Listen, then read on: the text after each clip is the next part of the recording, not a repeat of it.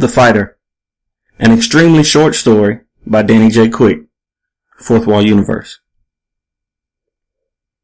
Ramo, get the camera ready, he's here. Karen Brinkley commands from the front seat of the news van as the dark blue Lexus pulls up to the side of the gym where they have been staking out for about 3 hours. You really think it's him?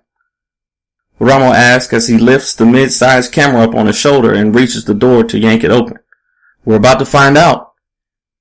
Karen responds as she hops down out of the van. The wind blows her long brown hair and fills her nostrils with the stench of aerobics. Jeez, I can smell the locker room from outside. Karen scrunches up her nose but speeds up her gait and never takes her eyes off the car. Keep it in tight on his face, Ramo. I want to catch his reactions to my questions. Yes, ma'am. Ramo exclaims as he tries to keep up with Karen's pace. She finally breaks her gaze away from the vehicle as two men get out of the car. She looks back over her shoulder at Ramo, more serious than he's ever seen her before, and grumbles. And make sure the damn lens cap is off this time. She barks and then turns back to the car to approach from the passenger side where a lean young man exits the car and stares directly at her. Uh-oh, the young man says as he stands and shuts the door to the car, watching the reporter breeze past him, raising her hand to wave at the driver of the car. Mr. Durham, she exclaims, instantly getting his attention.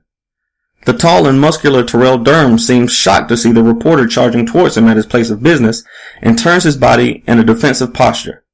Yes, Terrell says, wide eyes and hesitant, like a deer caught in headlights. I'm Karen Brinkley with...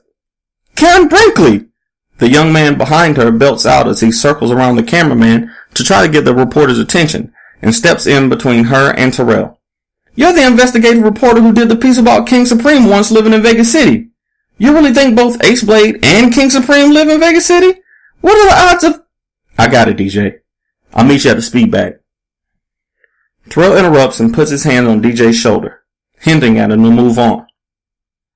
No problem, champ, but be careful with this one. She's a fighter too, DJ says and backs away, allowing Karen and her cameraman access to the former heavyweight champion of the world.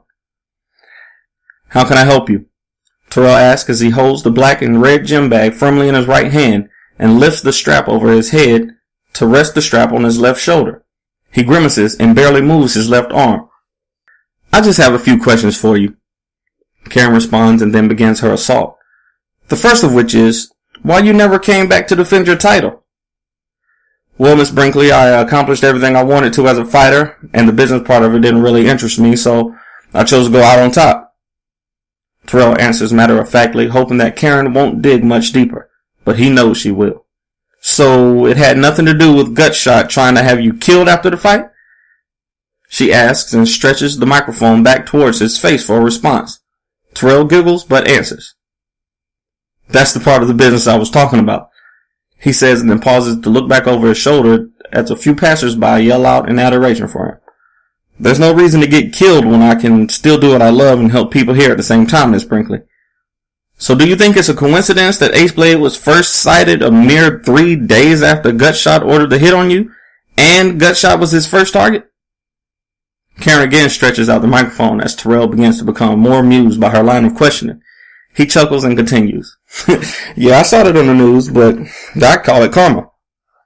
Maybe, Mr. Durham, but let me ask you this. Karen takes a small notepad out of her waistband and begins again. Last year, at the grand opening of your gym here, you did a demonstration where you used a set of keys to disarm several experienced fighters with ease. Terrell nods his head in acknowledgement. I once saw a tweet claiming that you once saved a boy from an alligator attack with only a box cutter, and I heard that you once disarmed a bank robber by slicing through his Achilles tendon by throwing a credit card at him. Terrell bursts into laughter at the reporter's statements. Don't believe everything you hear, man. Terrell responds and tries to walk towards the gym entrance, but the emphatic reporter steps into his path, cutting him off and forcing him to stop in his tracks. I don't, Mr. Durham, but I did see a video of a young black kid training in East Africa, fighting a pack of hyenas and speaking Chinese. The popular consensus is that young man is you. Well, I haven't seen it, so I can't confirm or deny that it's... But you do speak Chinese? I speak Mandarin, yes, but there are plenty of black people who speak Asian languages. Sure, Karen responds with a simultaneous blink and nod, then continues. But the strategy that the kid used to beat the hyenas was eerily similar to how Ace Blade subdued that pack of wild dogs the Jack of Clubs was parading around last week. I don't know about all that. Hyenas are more closely related to the cat family than dogs, Miss Brinkley. Terrell pauses as if he had an idea all of a sudden, then continues. What are you trying to say? You've mastered almost every style of combat known to man, including martial arts, with origins in every region on the planet. You were once considered the most dangerous fighter in the world. Ace Blade appeared in this city 3 days after your final fight, and you even wore purple trunks in that fight. She pauses. Admit it, Mr. Durham. You are Ace Blade, the Vegas Vigilante. Ace Blade is a sloppy fighter and nowhere near the skill level of fighters who have been fighting all of their lives like me. I could easily take down these common crooks. I could beat Batman in a hand-to-hand match and even give Captain America trouble. Terrell scoffs as his bravado leaks out for a moment. Then he continues. Well, I do respect what he's doing here. I believe he's gonna get himself killed one day. So if you ever do figure out who he is, send him through the gym and I'll give him some pointers. Other than that, I can't help you. Terrell continues towards the door as the cameraman lowers his equipment to look at the former champ. I thought that was you, Ramon. You used to drop Stephanie off here every day. How's she doing? She's on her way to the Olympics thanks to your gym. Wow, that's good to hear, man. How's your grandmother? She's as healthy as ever. Someone keeps dropping off meds for her just as she's about to run out. Ramos smiles and says as he looks at the chocolate warrior proudly, as if he knows his secret. We're pretty sure it's him, but he always drops the meds off when no one is around. Well, he seems like a good guy. I wouldn't be surprised. Terrell responds and puts his hand on Ramos' shoulder as he passes by, headed into the gym.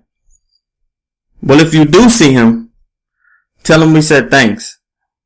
Ramo exclaims as Terrell escapes into a puff of cool air inside the gym. Did you see that? Karen says excitedly and slaps Ramo on his arm. Ouch! Ramo exclaims. See what? Ramo's countenance of admiration immediately changes into fear at the sight of Karen's lust for the story. He was favoring his left side, Karen says as she pulls out her phone and begins to scroll through pictures. See this? Karen shows an image of Ace Blade battling the notorious Vegas City vault burglar, Hammerhands. Hammerhands landed a clean blow on Ace Blade's left side 2 nights ago. He may have deflected most of the force away, but there's no way he doesn't have at least a fractured rib or two. Karen smiles like a jackal drooling over fresh meat and heads back to the van with a spring in her step. The scent is fresh as Miss Brinkley starts what may be her greatest investigation to date, the true identity of Ace Blade.